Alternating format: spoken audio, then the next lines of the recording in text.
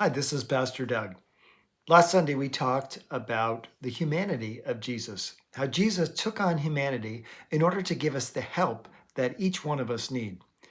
We know that he is a faithful and merciful high priest because he has walked in our shoes. He has experienced the trials and testings and challenges of what it means to be human and yet without sin.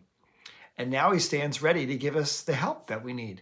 And whether it's the mercy and grace to get through a difficult situation, or to overcome a temptation, or to get through really a deep dark valley, we can trust that Jesus is faithful to give us really what we need to bring us through.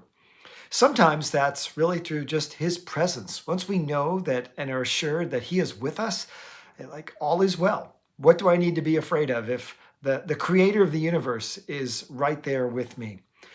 Oftentimes, though, it is also through a person. I think back in my life and some of the challenging seasons and dark times, and God often provided a person that would be there to sort of help me through. Maybe somebody who had been there before and so could kind of help me navigate that experience or that challenge.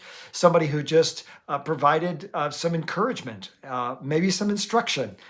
Recently, over the last year or two, God has brought a leadership coach into my life, Jim Stone. And Jim and I meet over Zoom a couple times a month, and we kind of process what's happening here with the church. How can I be an effective leader? And I think back to seasons in the past and think, why did I try to walk alone through this?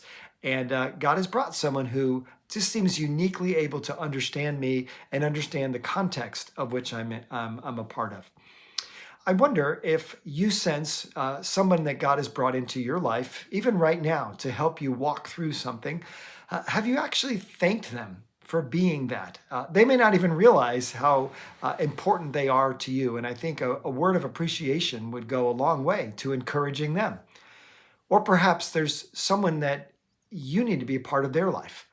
God is calling you to be that person that you're the answer to their prayer. When they're calling out, God, help me, you're the one to provide that help. Would you step up and get involved and be that help? This Sunday, we take one more peek at John chapter 1. And again, looking at what does it mean that Jesus was full of grace and truth? It says that he was the representation of God. He reflected God. And in God's nature of grace and truth, we can see that manifested through Jesus's relationship with people, what grace and truth are all about. It's not just is Jesus full of that, but then as Christ followers, how are we reflecting grace and truth? We'll be having that discussion this Sunday. So we look forward to seeing you then. Have a great week. This is Pastor Doug.